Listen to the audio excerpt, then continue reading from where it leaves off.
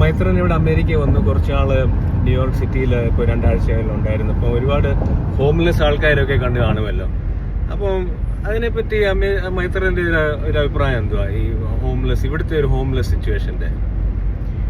ഇവിടെ ഈ ഹോംലെസ് ആയ ആൾക്കാർ മാറുക എന്ന് പറയുന്നത് ദരിദ്രരായ ആൾക്കാരുമായിട്ട് ഒരു ബന്ധമില്ല. റെന്റ് കൂടിയിട്ട് റെന്റ് അഫോർഡ് ചെയ്യാൻ കഴിയാത്ത നിലവാരത്തിലായിട്ട് പുറത്താക്കപ്പെടുന്ന മിഡിൽ ക്ലാസ് ആൾക്കാരാണ് ഈ റോഡിൽ കിടക്കുന്നത്. അല്ലാതെ ദരിദ്രരായ ആൾക്കാര് റോഡിൽ കിടക്കത്തേ ഇല്ല. അവരെവിടെങ്കിലും ഷാക്ക് കണ്ടുപിടിച്ച് നേരത്തെ ജീവിക്കും. അങ്ങനെയാണ് നമ്മൾ ഇന്നർ സിറ്റി എന്നൊക്കെ പറയുന്ന സാധനങ്ങളൊക്കെ ഉള്ളത്. അവിടെ അവരെ ചേരി പ്രദേശങ്ങൾ എന്ന് പറയുന്ന തരത്തിലേ ദരിദ്രര് കഴിയുള്ളൂ. ഇത് നമ്മൾ നോക്കിയാൽ മതി, ടെന്റുമായിട്ട് ഇറങ്ങുന്ന ഒരാള് ദരിദ്രനാണെന്ന് നമുക്ക് തോന്നത്തില്ല. അത് കഴിഞ്ഞാൽ അയാളുടെ ടെന്റിനകത്ത് ഇഷ്ടംപോലെ സാധനങ്ങളുള്ള ഒരാളാണ്. അവരുടെ പേഴ്സണൽ ബിലോങ്ങിങ്സ്, ഇഷ്ടംപോലെ സാധനങ്ങളുണ്ട്. ഇഷ്ടംപോലെ സാധനമുള്ള ഒരാളാണ് ഇവിടെ ഹോംലെസ് ആകുന്നത്. അപ്പൊ ഇത്രയും സാധനമുള്ള ആളെങ്ങനെ ഹോംലെസ് ആകുന്ന എന്നുള്ള കാര്യം അറിയുമ്പോഴാണ് നമ്മൾ അവരുടെ ജീവിതത്തിനെ നോക്കുമ്പോൾ അവരെല്ലാം എഡ്യൂക്കേറ്റഡ് ആയിട്ട് പഠിച്ച് ജോലിയുള്ളവരും ഒരു നല്ല നെയ്ബർഹുഡിൽ ജീവിച്ചിരുന്ന ആൾക്കാർക്ക് ഈ അനുചിതമായ രീതിയിൽ റെന്റ് കൂട്ടി വർദ്ധിപ്പിച്ചിട്ട് അത് അഫോർഡ് ചെയ്യാൻ പറ്റാതെ, അല്ലെങ്കിൽ ഒരു ദിവസത്തെ ജോബ് ട്രാൻസ്ഫർ കൊണ്ട് അവർക്ക് ഒരു EMI അടയ്ക്കാൻ പറ്റാതായി പോയിട്ട് പുറത്താക്കപ്പെട്ടു പോകുന്നവരൊക്കെ ആയിട്ടുള്ള ആൾക്കാരാണ്. അല്ലെങ്കിൽ ജോലി പോകുക എന്ന് പറയുന്നത് ഇഷ്ടം പോലെ ആൾക്കാരെ പിരിച്ചുവിടാനായിട്ട് അവകാശമുള്ള ഒരു രാജ്യത്തായിരിക്കുന്നത്. ഇഷ്ടം പോലെ ജോലി കിട്ടുമെന്ന് പറയുന്ന പോലെ തന്നെയാണ് പിരിച്ചുവിടപ്പെടുന്നതിനും ഇഷ്ടം പോലെ പിരിച്ചുവിടും. യാതൊരു നിയമങ്ങളില്ലാതെ പിരിച്ചുവിടാൻ പറ്റുന്ന ഒരു സമൂഹം കൂടാണ്. ആ ആളുകൾ അവരുടെ ഒറ്റ ദിവസം കൊണ്ട് അവരുടെ ജീവിതത്തിന്റെ നിലവാരം തകർന്ന് തരിപ്പണമാകുന്ന നിലവാരത്തിലുള്ള ആൾക്കൂട്ടമാണ് ഈ റോഡിൽ കിടക്കുന്നത്. ആ ആൾക്കൂട്ടത്തിനെ സംബന്ധിച്ചോളം അവരുടെ റിയാലിറ്റി എന്ന് പറഞ്ഞാൽ ഞാനൊരു ദരിദ്രനാണെന്നുള്ളത് അംഗീകരിക്കാൻ കഴിയാത്ത മനുഷ്യനാണ്. മറ്റേതങ്ങനെയല്ല. ദരിദ്രരായിട്ട് ജനിച്ച് വളരുന്ന ആൾക്കാർ ദാരിദ്ര്യത്തിനകത്ത് അഡാപ്റ്റ് ചെയ്ത് അത് സർവേ ചെയ്യാൻ പഠിക്കുന്നവരായി മാറും. ഇതങ്ങനല്ല. പെട്ടെന്ന് ദരിദ്രനായി മാറിയ ആൾക്കാരുടെ അവരുടെ റിയാലിറ്റി ഫേസ് ചെയ്യാൻ പറ്റാതെ വരിക്കുന്നത് കൊണ്ട് അത് ഫേസ് ചെയ്യാൻ പറ്റാത്ത കാരണം കൊണ്ടാണ് അവർ ഏറ്റവും കൂടുതൽ അഡിക്ട്സ് ആയിട്ട് മാറുന്നത്. ഇത് നമ്മൾ കൃത്യമായിട്ട് അറിയേണ്ടതാണ്. ഡ്രഗ് അഡിക്റ്റ് ആയിട്ട് മാറുന്നതെന്ന് പറഞ്ഞാൽ അവന്റെ റിയാലിറ്റി ഫേസ് ചെയ്യാൻ കഴിയാത്ത ആൾക്കാരാണ്. അവന്റെ വീട് പോയിട്ടുണ്ടാവും, കുട്ടികളെ പഠിപ്പിക്കാൻ പറ്റാതായിട്ടുണ്ടാവും, ഭാര്യ ഭർത്തൃ ബന്ധം ഇല്ലാതായി പോയിട്ടുണ്ടാവും. ഇതിങ്ങനെ ആണും പെണ്ണും എല്ലാം ഒറ്റപ്പെട്ടവരായി മാറുക എന്ന് പറയുന്ന പ്രോസസ്സും കൂടെ നടന്നിട്ടുണ്ടാവും. സോഷ്യൽ ഐഡന്റിറ്റി എന്ന് പറയുന്ന അവർക്ക് ഒരിക്കലും അവർക്ക് അംഗീകരിക്കാൻ പറ്റാത്ത സോഷ്യൽ ഐഡന്റിറ്റിയിൽ അവർ ചെന്ന് പെടുക ചെയ്യുന്നത്. ഇത് ഒരു മാസത്തിനകത്തൊക്കെ സംഭവിക്കുന്ന കാര്യമാണ്. സകല തരത്തിലും ശ്രമിച്ചു നോക്കിയിട്ട് ഒരു ജോലിയും കൂടെ കിട്ടാതില്ലെങ്കിൽ നാളെ പുറത്താക്കപ്പെട്ടു പോയ, വീടുകളിൽ നിന്ന് പുറത്താക്കപ്പെട്ടു പോയ ആൾക്കാരുടെ കൂട്ടായ്മയാണ് നമ്മൾ ഈ കാണുന്ന നഗരങ്ങളിൽ മുഴുവൻ കിടക്കുന്നത്. ഈ ആളുകൾക്ക് അവര് ഈ സാധാരണ ദരിദ്രരായിരിക്കുന്നവർക്ക് കിട്ടുന്ന ആനുകൂല്യം പറ്റാൻ പോലും അവർക്ക് പറ്റത്തില്ല. കാരണം അതുപോലും മാനസികമായി നാണക്കേടാ. അവിടെ പോയി കഴിയുമ്പോഴത്തേന് അവിടെ ഇരിക്കുന്ന ഈ ആ ഓഫീസിനകത്ത് ഇരിക്കുന്നവന് ദരിദ്രന്മാരുടെ അടുത്ത് പെരുമാറുന്ന പോലെ പെരുമാറുമ്പോ ഇവർക്ക് അത് എടുക്കാനൊക്കത്തില്ല. അവരവിടെ കയറത്തില്ല. അവസാനം സൈക്കോളജിക്കൽ ഇഷ്യൂ ഭയങ്കരമാണ്. നമ്മൾ പോലീസ് സ്റ്റേഷനിൽ നമ്മളിപ്പം സാമൂഹികമായിട്ട് അംഗീകരിക്കപ്പെട്ടിരിക്കുന്ന ഒരാളെ പോലീസ് സ്റ്റേഷനിൽ അറസ്റ്റ് ചെയ്തുകൊണ്ട് പോയാൽ പോലീസുകാർ പെരുമാറുന്ന കണ്ടാൽ നമുക്ക് താങ്ങാൻ പറ്റാതായി പോകും. ദരിദ്രനെ അനുഭവിക്കുന്ന പോലെ അല്ലത്. രണ്ട് തരത്തിലുള്ള ഫ്രെയിം ഓഫ് മൈൻഡുമായിട്ടാണ് ഈ ആൾക്കാർ ഒരേ റിയാലിറ്റി ഫേസ് ചെയ്യുന്നത്. ദരിദ്രൻ കുട്ടിക്കാലത്തോട്ട് ദാരിദ്ര്യത്തിൽ വളരുന്ന ആൾക്കാര് ഈ തരത്തിലൊരു സോഷ്യൽ ഐഡന്റിറ്റി ക്രൈസിസ് അവർ അനുഭവിക്കത്തില്ല. സൈക്കോളജിക്കലായിട്ട് ദേ ആർ സൗണ്ട്. അവര് ഒരു ഡ്രഗ് ഉപയോഗിക്കുകയാണെങ്കിൽ ഒരു സ്പീഡ് വലിക്കുന്നവരാണ് അവര് ഡ്രഗ് ഉപയോഗിക്കുന്നത്, ഒരു ദരിദ്രൻ. ഇതങ്ങനല്ല. മറക്കാനും ജീവിതത്തിനെ ഫേസ് ചെയ്യാനും പറ്റാത്ത നിലവാരത്തിൽ ഇതിനകത്ത് മുങ്ങാനായിട്ടാണ്. അല്ലാതെ ഈ ഡ്രഗ് അഡിക്റ്റ് ചെയ്യുന്നവർ റോഡിൽ വരികയല്ല. റോഡിലായിപ്പോയവര് ഡ്രഗ് അഡിക്റ്റ് ആയിട്ട് മാറുക എന്നുള്ളതാണ് സംഭവിച്ചിരിക്കുന്നത്. സാധാരണ പൊതുവെ ജനങ്ങളുടെ വിചാരം ഇവൻ ഡ്രഗ് അടിച്ചോണ്ട് വിചാരമല്ല. അത് ഈ ഇവരെ റോഡിൽ എത്തിച്ച മനുഷ്യരുടെ കഥയ്ക്കകത്താണ് ഈ വരുന്ന മുഴുവൻ മനുഷ്യർ നിൽക്കുന്നത്. അവരുണ്ടാക്കുന്ന നെറേറ്റീവ് വായിച്ചിട്ടാണ് ഈ റോഡിൽ കിടക്കുന്നവര് മുഴുവൻ കാരണമാണ് നമ്മൾക്ക് ഈ നാട് നശിക്കുന്നതെന്ന് പഠിപ്പിക്കുന്ന ഏറ്റവും പ്രാകൃതവും ഏറ്റവും അസംബന്ധവുമായിട്ടുള്ള ഐഡിയോളജിയാണ് ഇവിടുത്തെ സകല പത്രത്തിനകത്തൂടെ ന്യൂസിനകത്തൂടെ ദിവസം പഠിപ്പിച്ചോണ്ടിരിക്കുന്നത്. അങ്ങനെ 20 വർഷം മുമ്പ് വന്നവൻ 10 വർഷം പിന്നീട് വരുന്നവനെ മൈഗ്രന്റ് എന്ന് കാണുന്ന രീതിയിലാണ് ഈ ആൾക്കാരുടെ മാനസികമായ സാരം. മൈഗ്രൻസ് ഒന്നും എന്റെ അടുത്ത് വന്നും ഇന്ത്യ മുഴുവൻ മലയാളികൾ മൈഗ്രൻസിനെ പറ്റി സംസാരിക്കുന്നുണ്ട്. അവനെല്ലാം മൈഗ്രന്റ് ആണെന്ന് അവൻ അറിഞ്ഞുകൂടാ. നെഗറ്റീവായിട്ട് സംസാരിക്കും. നെഗറ്റീവായിട്ടാണ് സംസാരിക്കുന്നത്.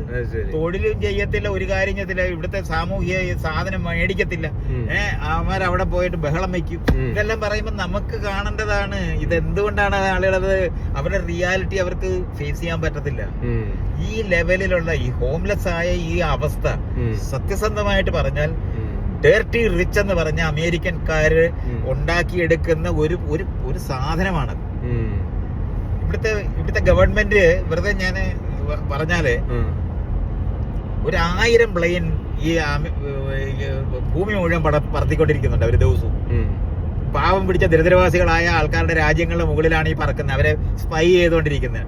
ഇതിന് ചെലവഴിക്കുന്ന കാശിന്റെ 4/1 പോകണ്ട.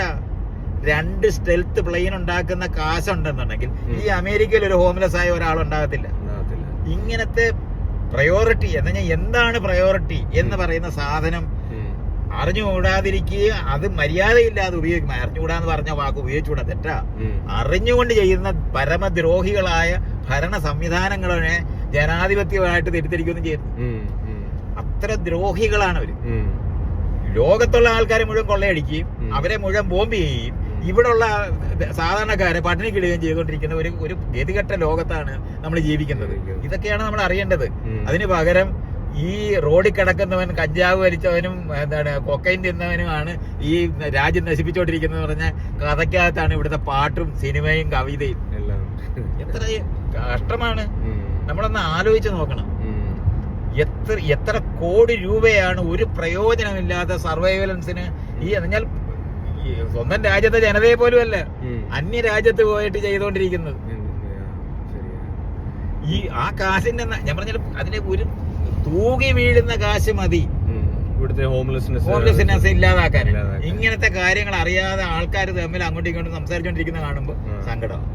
അത്രയാ എനിക്ക് പറയാം.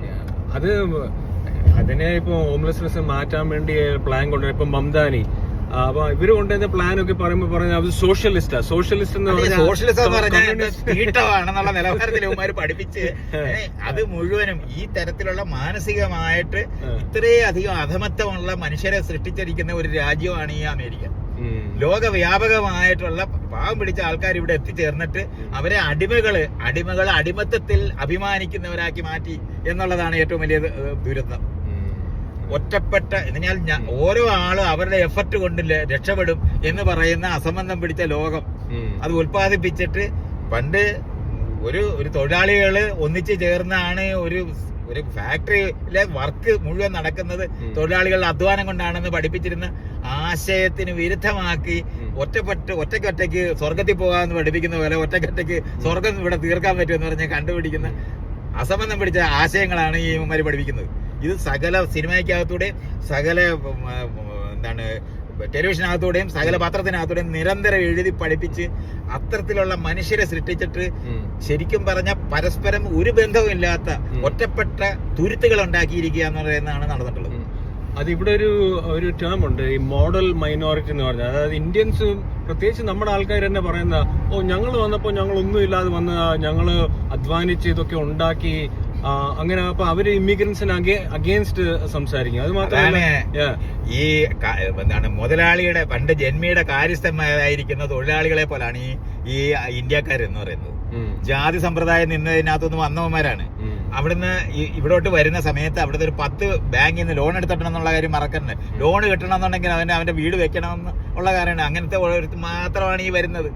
അല്ലാതെ അൺസ്കിൽഡ് ആയിട്ടുള്ള അവിടുത്തെ തൊഴിലാളി വർഗമാണോ കേരളത്തിൽ നിന്നോ അല്ലെങ്കിൽ ഇന്ത്യയിൽ നിന്നോ വരുന്നത്? ശരിക്കും ധനമുണ്ടായിരുന്ന വീട്ടിൽ നിന്ന് തന്നെ വന്നവന്മാരാണ്. അവൻ ഇവിടെ വന്നിട്ട് ഇവൻ വെച്ചടി മുന്നേറ്റം എന്ന് പറയുന്നത് അവരുടേതായിട്ടുള്ള ഗ്രൂപ്പുകൾ രൂപപ്പെടുത്തി അതിനകത്ത് മറ്റുള്ളവരെ കടത്താൻ അനുവദിക്കാതിരിക്കുന്നത്. എന്ന് പറഞ്ഞാൽ ഇന്ത്യക്കാരായിരിക്കുന്നവരെ പണ്ട് സൗത്ത് ആഫ്രിക്ക പോയിട്ട് ഗാന്ധി ചെയ്ത അതേ പണിയാണ് ഇവന്മാർ പറയുന്നത്. അവിടുത്തെ സാധാരണ കറുത്തവരെ പോലെ അല്ല ഞങ്ങൾ എന്ന് പറഞ്ഞിട്ടാണ് ഈ ഗാന്ധി തന്നെ സമരം തുടങ്ങുന്നത്. ഇത് നമ്മൾ അറിയണം. ഇത്രയധികം എന്താ പറയണ്ടേ, ഈ അധികാരത്തിനും പണത്തിനും കാല് നക്കുന്ന വിഭാഗമായിട്ടാണ് നമ്മൾ ഈ പറയുന്ന നേരത്തെ വന്ന മൈഗ്രന്റ്. ബാക്കി മുഴുവൻ ഇതുപോലെയാണ്.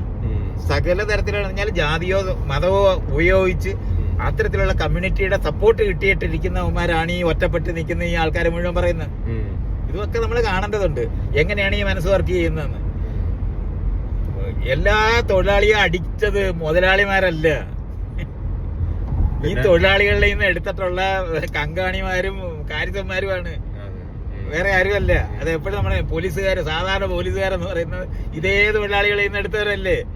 അവരെ മസ്തിഷ്ക പ്രക്ഷാളനം ചെയ്ത് മനസ്സ് രൂപപ്പെടുത്തി ഈ പറയുന്നവർ കാരണമാണ് നിങ്ങൾ കുഴപ്പമാകുന്നതെന്ന് പഠിപ്പിച്ച്, ശരിക്കും പറഞ്ഞാൽ അൽസേഷ്യൻ പട്ടിയുടെ റോളിലാണ് ഈ പറയുന്ന കമ്മ്യൂണിറ്റികൾ മുഴുവൻ നിൽക്കുന്നത്. അവരെ കൊണ്ട് എന്നിട്ട് ഇത് നിരന്തരം, ഞാൻ പറഞ്ഞിട്ടുണ്ടേ, ഞാനിവിടെ വരുമ്പോ എന്റെ അടുത്ത് വന്നിട്ടുള്ള മലയാളികള് മൈഗ്രൻസ് എന്നുള്ള വാക്ക് ഉപയോഗിക്കും എന്റെ അടുത്ത്.